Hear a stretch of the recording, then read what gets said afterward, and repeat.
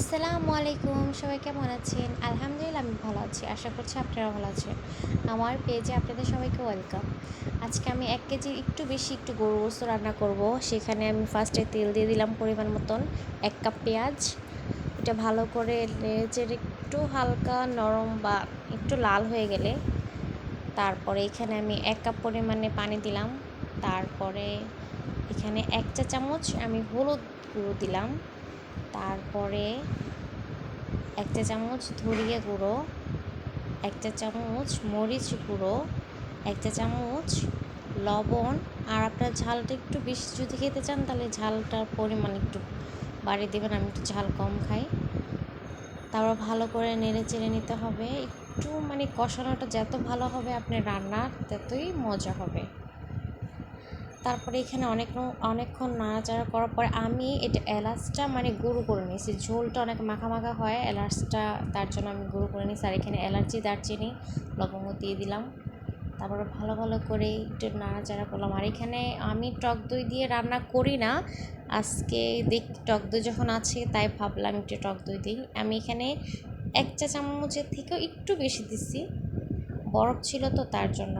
এখানে ১ চামচই হবে। তারপরে ভালো করে নেড়ে চেড়ে নিলাম।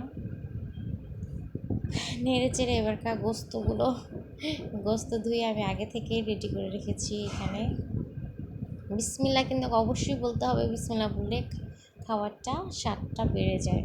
আমি বিসমিল্লাহ বলে গোস্তগুলো দিয়ে দিলাম। সবগুলো গোস্ত দিয়ে দিলাম। ছোটো ছোটো করে আমি টুকরো করছি, বড় টুকরো আমার একদম পছন্দ না। যত ছোটো টুকরো করবেন মশলা সব কিছু ভিতরে ঢুকবে আর গোস্তটা নরম তুলতুলে হয়ে যাবে।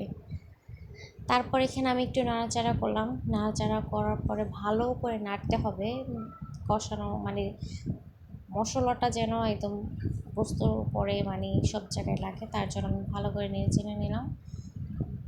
নেড়ে চেড়ে নিয়ে এখন তারপর আমি ঢাকনা দিয়ে দিলাম কষানোর জন্য, ভালো করে কষাতে। আর এখানে আমি ডাল হয়ে গেছে, তার জন্য বাগারের জন্য পেঁয়াজ কুচি করে নিলাম। ডাল আগে থেকে রান্না করা হয়ে গেছে। এই যে ছেদ করে উঠেছে ডালটা। এদিকে আমার সব কিছু এলোমেলো হয়ে আছে। মেসিংয়ে থালা বাটি চুলা অনেক ময়লা হয়ে গেছে। আর এখানে 12:30 বাজে, দেখেন অনেক রাত হয়ে গেছে। আমি এখন রান্না করছি। আর এদিকে আমি আলু কেটে নিয়েছি, আলুটা দিয়ে ঝোল দিয়ে দিছি। এটা ভিডিও করা হয় নাই, ভুলে গেছি এটা ভিডিও করতে। আচ্ছা যাই হোক, আপনারা দিয়ে দিবেন আলুটা। কষানোর পরে আলুটা দিয়ে ঝোলটা দিয়ে দিবেন। তারপর ঢাকনা দিবেন। কিছুক্ষণ পরে আলু সিদ্ধ হয়ে গেলে ঢাকনাটা উঠে দিবেন। এই যে তারপর আমার সব কিছু হয়ে গেল, রান্না করা শেষ, সব পরিষ্কার করাও শেষ। এখন হলো আমার খাবারের পালা।